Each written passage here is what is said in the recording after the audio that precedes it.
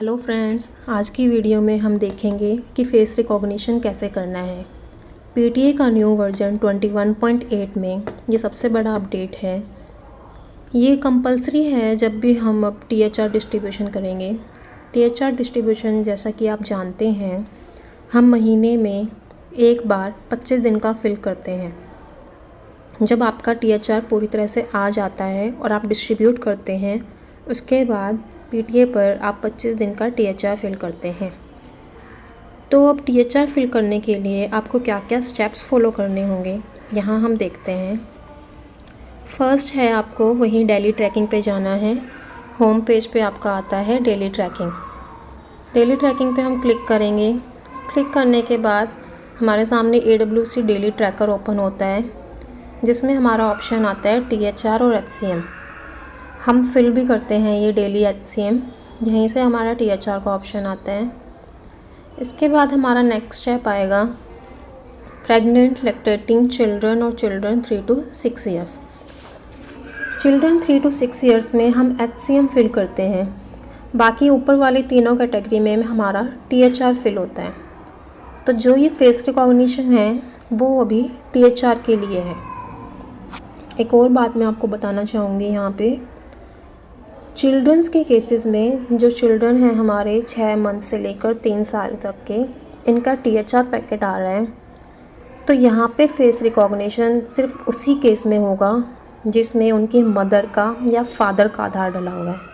Means अगर बच्चे का आधार डला हुआ है तो आपको फेस रिकॉग्निशन करने की ज़रूरत नहीं है। OTP बेस्ड पे टीएचआर फिल हो जाएगा। तो हम कोई भी कैटेगरी सेलेक्ट कर लेते हैं। हमने लैक्टेटिंग कैटेगरी सेलेक्ट की है और हमारी लैक्टेटिंग की लिस्ट ओपन हो गई है। लिस्ट ओपन होने के बाद हमें यहाँ साइड में ब्लू कलर से दिख रहा है टीएचआर ऑप्शन। टीएचआर ऑप्शन पर हम क्लिक करते हैं। क्लिक करने पर हमारे पास पहला ऑप्शन आएगा mobile number is not verified. अगर उस लेडी का मोबाइल नंबर वेरीफाइड नहीं होगा तो, अगर आपने उसका मोबाइल वेरीफाई कर रखा है तो ये ऑप्शन नहीं आएगा। और मोबाइल वेरिफिकेशन आपको वैसे ही 100% रखने हैं। तो आप ये ध्यान रखिए कि सबके पहले ही मोबाइल वेरिफिकेशन 100% कंप्लीट रखिए, ताकि आपको ये स्टेप पूरा ना करना पड़े उस टाइम पे। अब हम नेक्स्ट पे चलते हैं। तो नेक्स्ट फिर ये पूछेगा photo is not captured and eKYC pending. Photo और eKYC दोनों एक साथ बोलेगा। हमें यहाँ पे प्रोसीड पे क्लिक करना है। जिन कार्यकर्ताओं ने पहले, जब हमारा eKYC का ओपन था पोर्टल, जहाँ पे eKYC कर रखा है, उनका यहाँ पे कंप्लीट दिखाएगा। जिनका यहाँ पेंडिंग था उन्हीं का अभी भी पेंडिंग शो होगा। तो यहाँ दो ऑप्शन आते हैं, प्रोसीड और स्किप। आप स्किप भी कर सकते हैं, बट स्किप करने पर आपकी डैशबोर्ड पे जो रिपोर्ट बनेगी वो यही शो होगी कि आपने जो है उसका ना तो फ़ोटो कैप्चर किए और ना ही eKYC कंप्लीट किया, आपने सिर्फ ऐसे ही टीएचआर दिया है। और किस सेंटर ने कितने बेनिफिशरीज़ को ऐसे खाना दिया है वो रिपोर्ट जनरेट होगी। तो इसलिए पहली कोशिश आपकी होनी चाहिए कि आप यहाँ प्रोसीड करें, फ़ोटो भी कैप्चर करें और eKYC भी कंप्लीट करें। जब आपके पास अगर टाइम कम रह जाता है, इन केस इस महीने में आपके पास टाइम कम रह जाता है और आप ये सभी काम नहीं कर पाते, तो आप स्किप करके टीएचआर फिल कर देना। तो हम प्रोसीड पे क्लिक करेंगे। प्रोसीड पे क्लिक करने के बाद हमारे पास ऑप्शन आएंगे कुछ जनरल इंस्ट्रक्शंस कि फेस कैप्चर और eKYC के लिए हमें क्या क्या जरूरत पड़ेगी। जैसे इसमें बताया है कि eKYC के लिए हमें आधार कार्ड की ज़रूरत पड़ेगी, कि जिसकी फ़ोटोज़ हैं उसी का आधार कार्ड,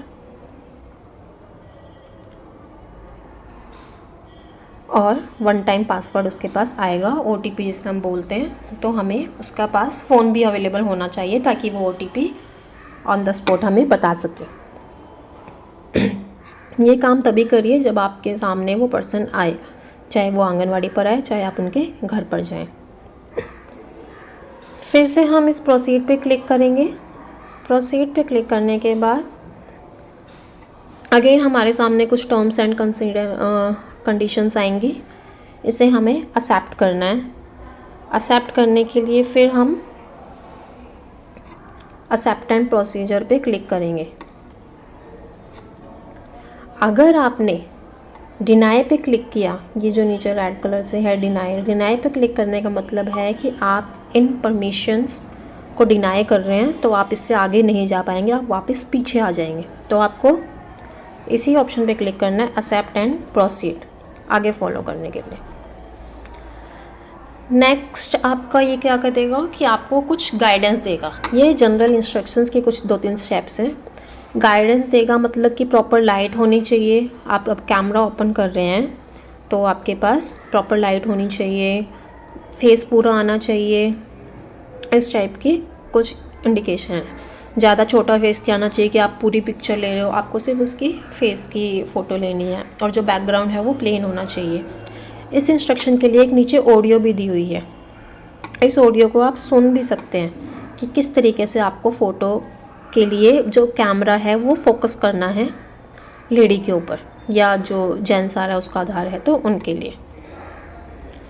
इंस्ट्रक्शंस करने के बाद हम वापस प्रोसीड पे क्लिक करेंगे। ये हमारा प्रोसीड है डाउन में। प्रोसीड करने के बाद नेक्स्ट स्टेप पे आपको क्या करना है कि फ़ोन को सिर्फ ओपन करना है। इसमें कोई कैमरे का क्लिक करने का बटन नहीं आएगा। जैसे ही आप फोकस करेंगे फ़ोन से, उस पर सिर्फ 2 चीज़ें होनी चाहिए, एक तो आई ब्लिंक होनी चाहिए और एक स्ट्रेट फेस होना चाहिए, दोनों आइज़ ओपन होनी चाहिए। आप उसे क्लिक पकड़ के रखेंगे फ़ोन को, तो जैसे ही कैमरे को लगेगा कि हाँ अब इनका फेस ठीक है, तो वो अपने आप ही फ़ोटो क्लिक कर लेगा। ये AI जनरेटेड है, यानी ऑटोमेटिकली फेस कैप्चर्ड होगा। आपको सिर्फ फ़ोन को उसके सामने, फेस के सामने ठीक कंडीशन पे पकड़ कर रखना है। जब आपकी फ़ोटो क्लिक हो जाएगी तो वो इस तरीके से थोड़ी देर के लिए ब्लैंक दिखाएगा। प्रोसेसिंग इमेज, ये 10 से 15 सेकंड का टाइम लेगा। इतनी देर में वो आपको फ़ोटो रेडी करके फिर दिखाएगा इस तरीके से कि photo captured successfully, please save. अब आपको देखना है कि ये फ़ोटो ठीक आई है या नहीं। अगर आपको लगता है कि फ़ोटो हिल गई है, ब्लर हो गई है या कुछ और दिक्कत है, तो आप करेंगे कैप्चर अगेन। ये लेफ़्ट साइड में है, कैप्चर अगेन। और अगर आपको लगता है कि हाँ ये ठीक है, तो आप इसको करेंगे सेव, राइट साइड में यहाँ ब्लू कलर पे, सेव द फ़ोटो। सेव करने के बाद अब ये आपको बोलेगा प्रोसीड विद KYC। पहले आपसे फ़ोटो कैप्चर करवाई है, अब आएगी बारी eKYC की। अगेन हम प्रोसीड विद eKYC करेंगे। जो हमारा होम पेज पे आता था eKYC, वो ऑप्शन हट के अब यहीं पर आ गया। तो यहाँ प्रोसीड करने के बाद ये फिर कुछ जनरल इंस्ट्रक्शंस आएंगी, आपको करना है confirm and proceed. Confirm and proceed करने के बाद जैसे आप eKYC करते थे, आपने अपना किया है, हेल्पर का किया है, कुछ कार्यकर्ताओं ने बेनिफिशियरीज का काफ़ी अच्छे से कर लिया था, उसी तरीके से ये सेम स्टेप्स खुलेंगे। आपको यहाँ पे आधार नंबर डालना है, आधार नंबर डाल के नीचे कैप्चर कोड डालना है, और इसके बाद हम करेंगे नेक्स्ट। आधार नंबर आपको ध्यान से डालना है इस बॉक्स में, और ऐसे ही कैप से। अगर आप ये गलत डालेंगे तो फिर वो दोबारा से वहीं आ जाएगा। अब आपको नेक्स्ट स्टेप में OTP आएगा, OTP डाल के कंटिन्यू करना है कि हाँ OTP करेक्ट है, ये आधार उन्हीं का है। OTP के लिए जिस फ़ोन पे जाएगा उसके लास्ट के 4 डिजिट ये शो करेगा कि इस मोबाइल नंबर पे OTP गया है, और जिस मोबाइल नंबर पे OTP जा रहा है वो आधार से लिंक होना चाहिए, अदरवाइज़ वो एरर दिखा देगा। मीन्स आधार कार्ड में भी वही नंबर होना चाहिए और आपके PTA पर भी वही नंबर होना चाहिए जो आधार कार्ड से लिंक है, तभी eKYC कंप्लीट होगा। अब नेक्स्ट जैसे ही आप करेंगे, डालते ही eKYC request successfully submit. Submitted करने के बाद अब आपको करना है प्रोसीड। अगेन हमें प्रोसीड पे करना है। हिंदी में आप देख लीजिएगा क्या लिखा आता है। कंप्लीट होने के बाद फिर आपके पास ऑप्शन आएगा नंबर ऑफ़ डेज़, कितने फिल करने हैं, 7, 15, 25। अगर आप इस स्टेप पे आके वापस जाएंगे तो भी वो 7 डेज़ एक्सेप्ट कर लेगा, क्योंकि यहाँ 7 पे क्लिक हो रखा है और 0 का कोई ऑप्शन नहीं है। तो जब आप पैकेट्स फिल कर रहे हैं तभी आप उस पर सिलेक्ट करें 25 डेज़ का कितने पैकेट्स आए हैं, और इसके बाद लास्ट में फिर प्रोसीड अगेन। प्रोसीड करने के बाद हमें एक बार जो 25 डेज़ का भरना है ये हमें सक्सेसफुली का मैसेज दिखाएगा। The success message will be displayed after THR distribution, THR distributed successfully, जिसको दिया है जितने दिन का दिया है। Now go back. इस तरीके से आपका ये एक स्टेप पूरा हो जाएगा एक बेनिफिशियरी का THR देना। इसमें से आपके स्टेप्स चेंज होते रहेंगे किस कंडीशन में, जैसे फर्स्ट स्टेप आया हमारा मोबाइल वेरिफिकेशन इज़ पेंडिंग, अगर वो कंप्लीट है तो वो स्टेप नहीं आएगा। सेकंड स्टेप जो है eKYC का फ़ोटो आपको सभी की लेनी है, सिर्फ उनको छोड़ के जिनका बच्चों का खुद का आधार है। और थर्ड है आपका मदर या फादर का, उनका लेना है eKYC। जिन्होंने eKYC पहले कंप्लीट कर रखी थी उनको भी ये स्टेप नहीं आएगा, जिन्होंने कंप्लीट नहीं की थी उनके लिए ये स्टेप्स आएगा। तीनों चीज़ करने के बाद आपको 25 दिन का खाना डिस्ट्रीब्यूट करना है, और आपको लगता है कि टाइम कम है तो आप स्किप करके इस महीने के लिए सिर्फ स्किप करके रिपोर्ट सबमिट कर सकते हैं। एक और चीज़ मैं बताना चाहूँगी कि अगर फेस रिकॉग्निशन आपने एक बार किया है आधार के साथ मैच लेडी का, और नेक्स्ट टाइम आप किसी और का कर रहे हैं तो नहीं होगा।